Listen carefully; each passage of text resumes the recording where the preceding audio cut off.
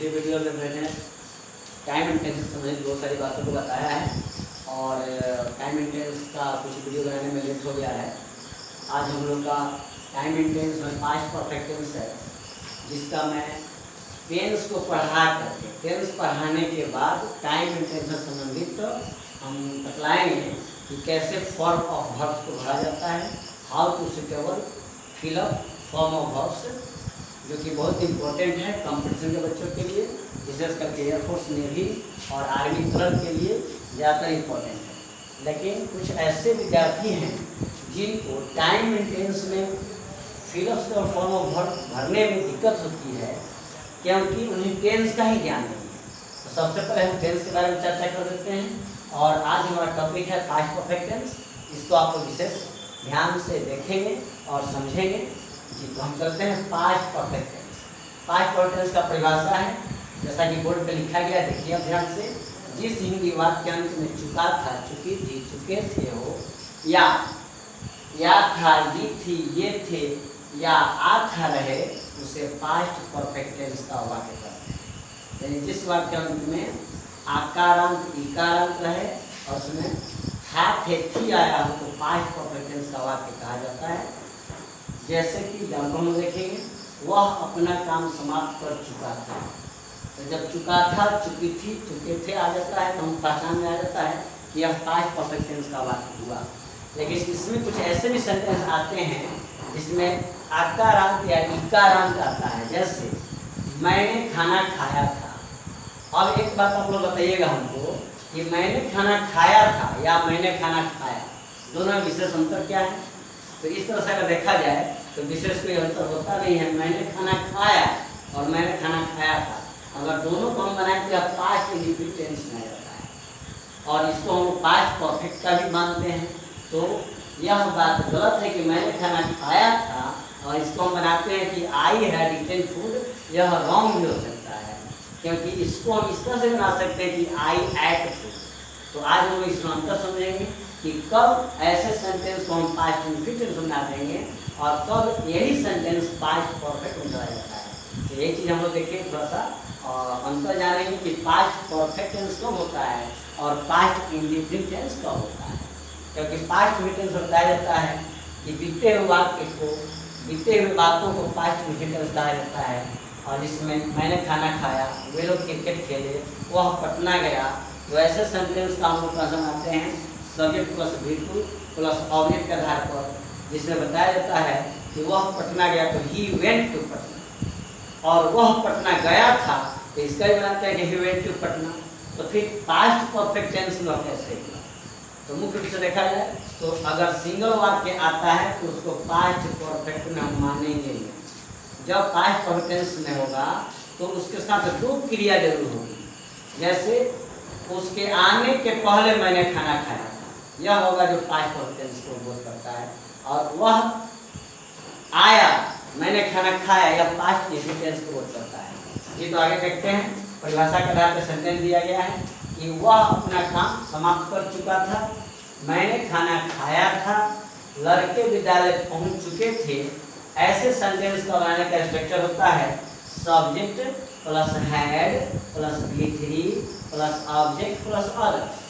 अब subject plus had यानी कोई भी सब्जेक्ट होगा तो हैड का हम प्रयोग करेंगे। यहाँ पर कोई भी सब्जेक्ट हो, चाहे फर्स्ट पर्सन का सिंगुलर नंबर हो या प्लूरल नंबर हो, आई या वी हो, सेकेंड पर्सन यू हो, या third person singular he, she, it name हो, या प्लूरल दे हो, यानी किसी भी सब्जेक्ट के साथ पास्ट परफेक्ट टेंस में हैड का प्रयोग करते हैं। कितना जानते हैं आप लोग? किसी भी सब्जेक्ट के साथ हैड का प्रयोग किया जाता है। उसका V3 यानी वर्ब का रूप क्या होना चाहिए, V3 लिखेंगे प्लस ऑब्जेक्ट प्लस अदर्स। चलिए इस स्ट्रक्चर को हम बनाते हैं इसको।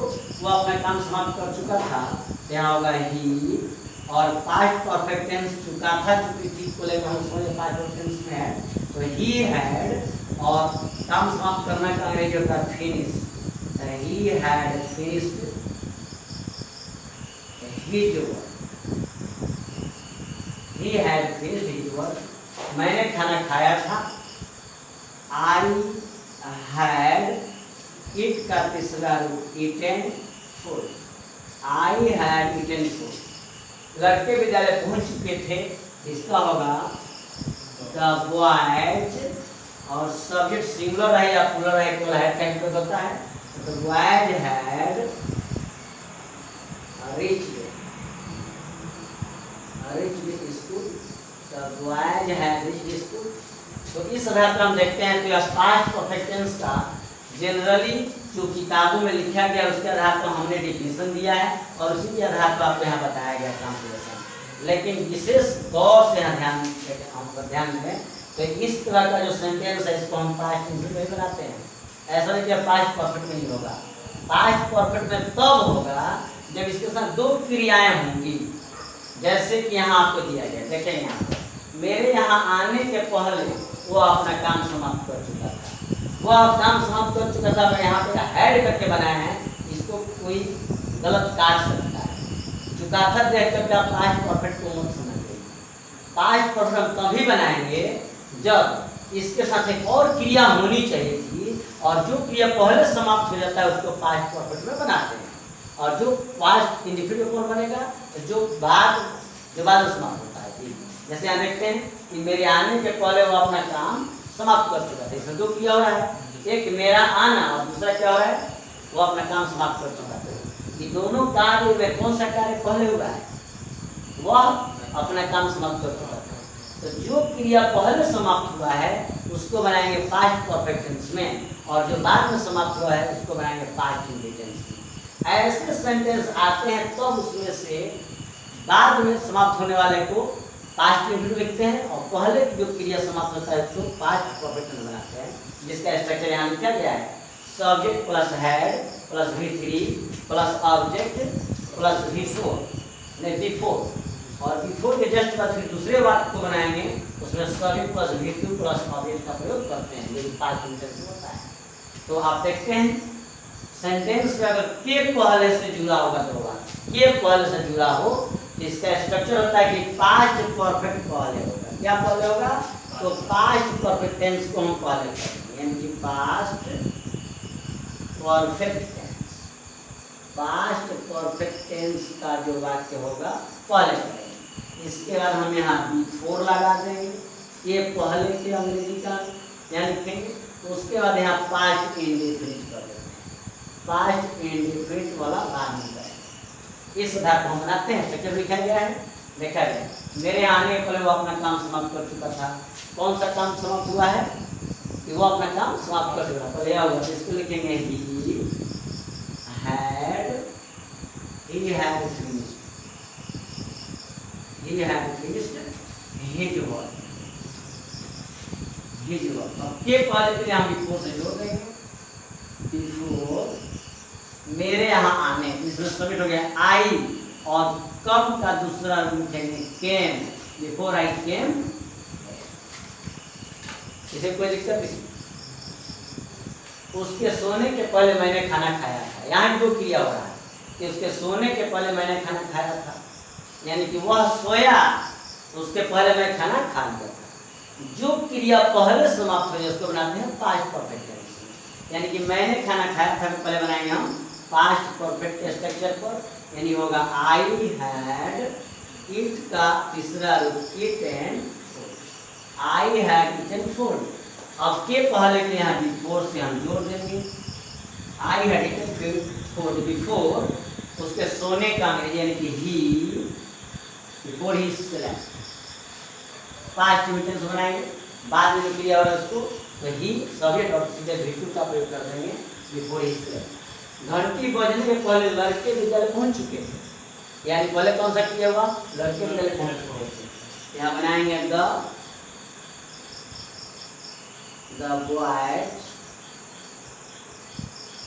the boys reached school।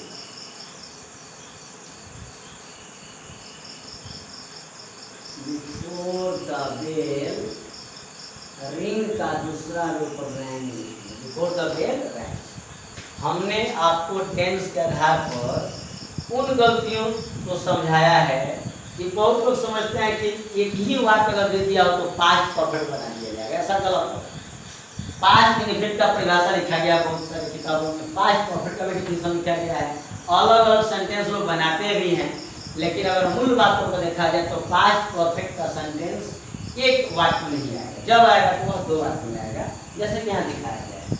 इसी अंतर को दिखाने के लिए इसको हमने टेंस से संबंधित कुछ बातों को बताया है। अब अगर इस बात को आप समझ गए होंगे तो हम टाइम एंड टेंस से संबंधित बातों को चर्चा करेंगे, जो कि बहुत इंपॉर्टेंट है टाइम एंड टेंस, क्योंकि इंग्लिश पेपर में ट्रांसलेशन नहीं पूछा जाता है। किसी भी इंग्लिश पेपर में और कॉम्पिटिशन जाइएगा तो ट्रांसलेशन नहीं आता है। ट्रांसलेशन कैसे पूछा जाता है, 10वीं क्लास बोर्ड में या इंटर में कुछ ट्रांसलेशन पूछा जाता है, लेकिन जब हम कॉम्पिटिशन के एग्जाम ले जाएंगे तो वहाँ पर इंग्लिश पेपर होगा, और जो भी आपको टेंस से भरने के लिए आएंगे वह इंग्लिश टू सेंटेंस होता है, और उस सेंटेंस को हम देख करके पहचानेंगे और अकॉर्डिंग टू टेंस वर्ब का प्रयोग किया जाता है।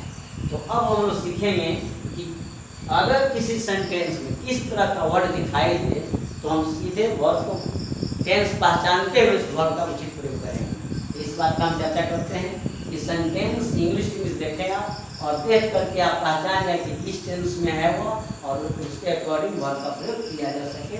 तो हम चलते हैं अभी टाइम एंड टेंस में, यह आपको बताने के लिए कि how to fill up suitable form of verb. English sentence में ऐसा आता है कि how to fill up suitable form of verb. तो आप इसको नोट कर लेंगे, नोट कर लिया क्या? नहीं नोट हुआ है, कोई दिक्कत है इसमें? नोट करने की आवश्यकता है क्या? चलिए तो आगे बढ़े टाइम एंड टेंस में। टाइम एंड टेंस का हम चर्चा करते हैं। अगर आप टेंस समझ लिए हैं अच्छे ढंग से, पास्ट परफेक्ट टेंस का मुख्य रूप से स्ट्रक्चर ये होता है कि subject plus had plus V3 plus object, subject plus had plus V3 plus object. इस पे हम लोग चर्चा करेंगे टाइम एंड टेंस से।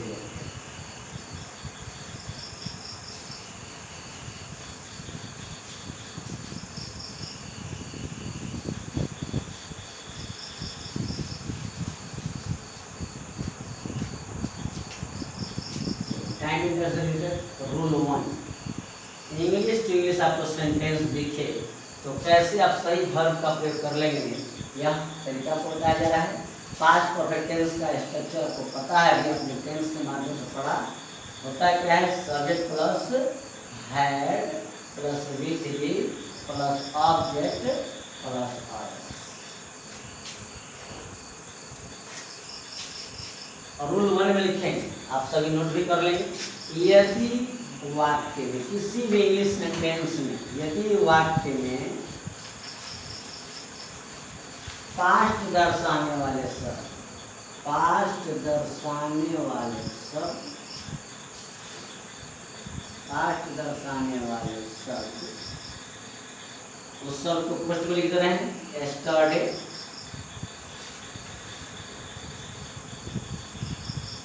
Last day, last night,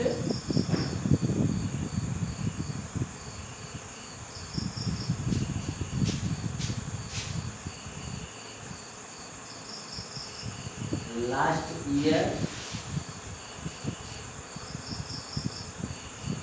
last hour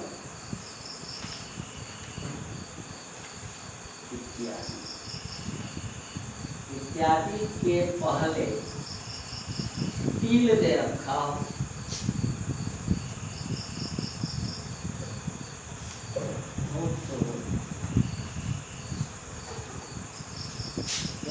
तो वर्ब का प्रयोग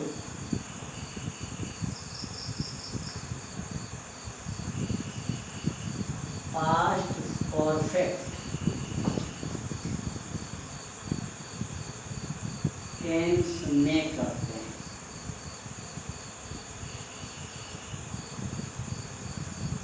एज फॉर एग्जाम्पल आपको यह बात बताया गया है कि यदि किसी वाक्य में पास्ट दर्शाने वाले शब्द yesterday, last day, last month, last year, last night, last hour इत्यादि के पहले टिल दे रखा हो, यानी क्या दर्शा रहा है, किसी भी पास्ट दर्शाने शब्द के पहले टिल आ गया है तो वर्ब का प्रयोग हम पास्ट परफेक्ट टेंस में करते हैं। अगर वाक्य में केवल यही 5 दर्शाने वाले शब्द ही दे रखे हैं, जैसे स्टडी, एक वो, last day, last night, last year, last में दे रखा हो, तो वर्ब का प्रयोग पास्ट इंडेफिनिट टेंस में होता है। सभी प्लस V2 का प्रयोग करते हैं और ऑब्जेक्ट का प्रयोग करते हैं। लेकिन इसी पास्ट दर्शाने वाले शब्द के पहले केवल टिल दे दिया हो तो यह पास्ट परफेक्ट टेंस में चला जाता है। देखिए कितना सटीक और आसान रूल्स है। पास्ट दर्शाने वाला अगर केवल शब्द दिया है तो पास्ट इंडेफिनिट टेंस में वर्ब का प्रयोग करेंगे, यानी V2 करने।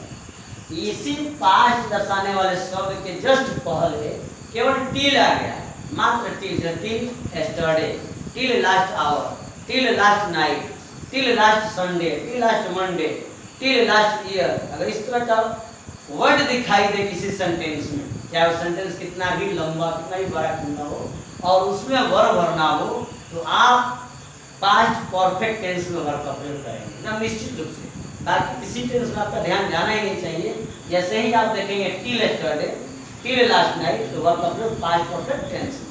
आप सेंटेंस में देखेंगे I dash food, I dash food till yesterday.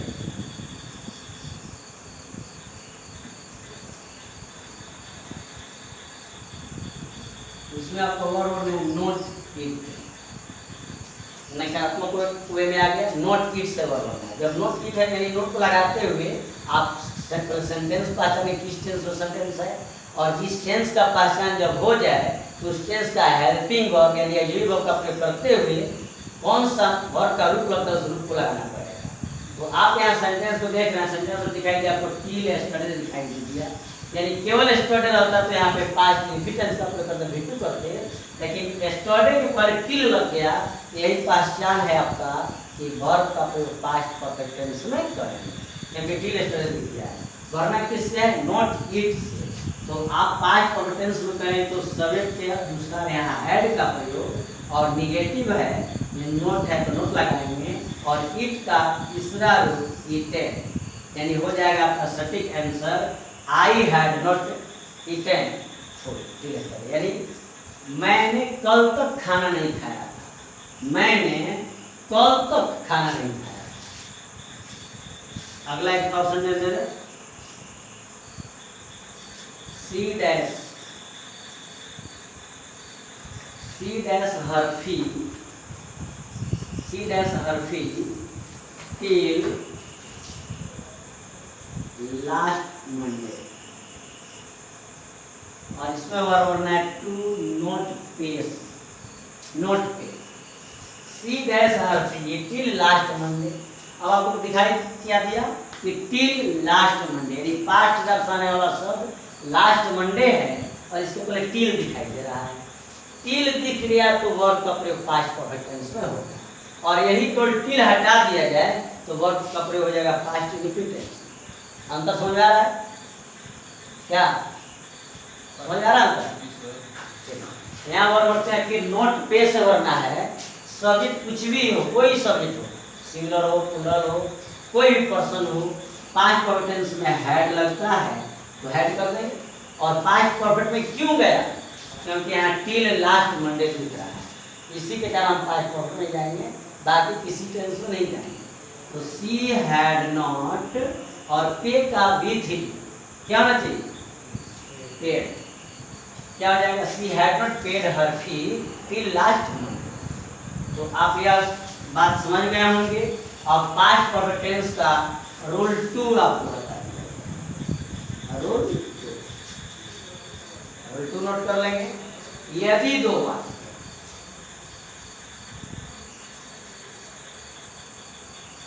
यदि दो वाक्य when यानी होता है जब, बिफोर, बिफोर का मतलब हो जाएगा के पहले, या आफ्टर, आफ्टर के बाद। यदि दो वाक्य when, बिफोर या आफ्टर से जुड़े, यदि दो वाक्य when, बिफोर या आफ्टर से जुड़े, यदि यदि उनमें से कोई एक वाक्य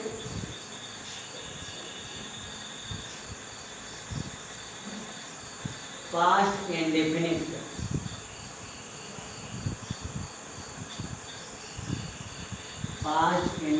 टेंस में दे रखा हो, पास्ट इंडेफिनिट टेंस में दे रखा हो,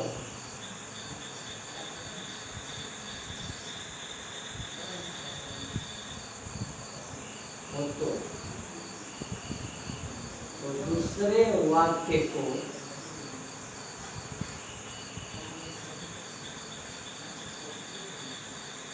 पास्ट परफेक्ट टेंस में लिखते हैं।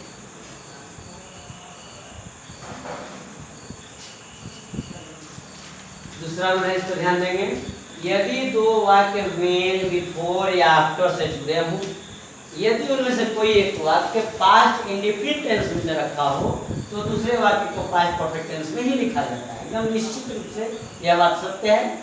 अगर आपको इस दो वाक्यों से कोई एक वाक्य पास्ट परफेक्ट में दिखे तो दूसरा वाक्य हो जाएगा पास्ट इंडेफिनिट टेंस, और पास्ट इंडेफिनिट में दिखता है कोई एक वाक्य तो दूसरा जो बचा हुआ वो पास्ट परफेक्ट टेंस में कर देते हैं जब व्हेन, बिफोर या आफ्टर से दो वाक्य जुड़े। यहाँ पे कहीं अर्थ निकालने की आवश्यकता नहीं है, बिना अर्थ निकाले आप इसका सही आंसर दे सकते हैं, सही भर सकते हैं इसमें। जब दो वाक्य व्हेन, बिफोर या आफ्टर से जुड़ा हो, कोई एक वाक्य पास्ट इंडेफिनिट टेंस में रखा हो तो दूसरे वाक्य को पास्ट परफेक्ट टेंस में करना है। जैसे देखते हैं, as for example,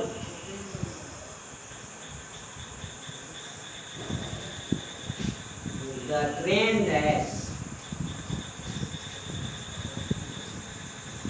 before we reached the station। इसमें वर्ब बनना है टू रीच, टू रीच से वर्ब बनना है। एक और सेंटेंस लेते हैं, see dash his name, she dash his name after he had gone। और यहाँ वर्ब है टू टेल, इन दोनों सेंटेंस पर गौर देंगे, गौर से ध्यान देंगे इस पर। बिफोर या आफ्टर से, बिफोर या आफ्टर से दो वाक्य जुड़ा है, बिफोर या आफ्टर दो वाक्य जुड़े हैं।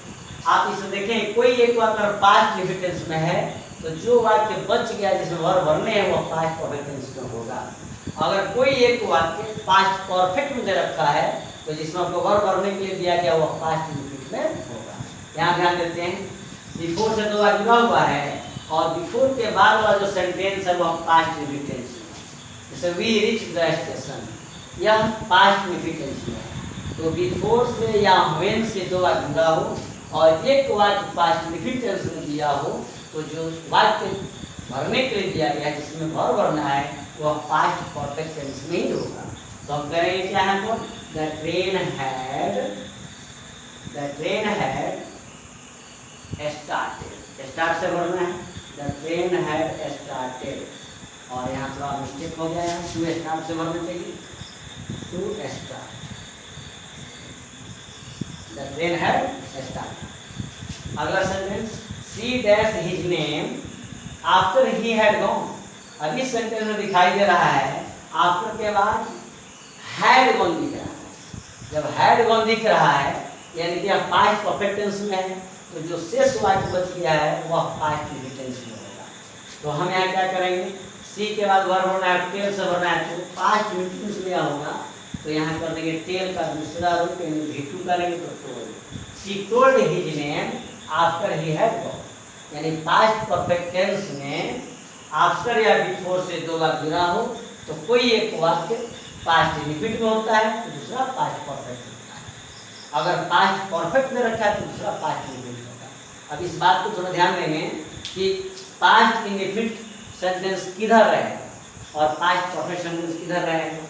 जब बिफोर से जुड़ा जब बिफोर से जुड़ा हो तो निश्चित रूप से पास्ट परफेक्ट वाला सेंटेंस प्रारंभ में रहता है, शुरू में रहता है, और जब आफ्टर से जुड़ा हो तो पास्ट परफेक्ट वाला सेंटेंस बाद में होता है। इससे संबंधित कॉमन एरर्स भी आते हैं एयरफोर्स में, नेवी में, बैंक में, एसएससी में, इससे संख्या में आते हैं।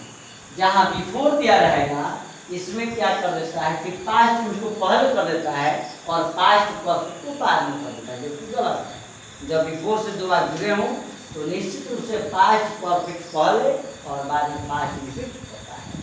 जब आफ्टर से जुड़े हों तो निश्चित रूप से पास्ट इंफिनिट पहले और बाद में पास्ट परफेक्ट का वाक्य होता है। तो हम उम्मीद करते हैं कि आप सभी पास्ट परफेक्ट टेंस ट्रांसलेशन से लेकर के टाइम एंड टेंस तक अच्छे तरीके से समझ गए होंगे। और अगला हमारा वीडियो चलेगा जो कि पास्ट परफेक्ट कंटीन्यूअस टेंस से रिलेटेड होगा, जिसको अगले वीडियो में आप देखेंगे। अगर यह मेरा वीडियो अच्छा लगे तो आप इसको सब्सक्राइब करें, मेरे चैनल सब्सक्राइब करें और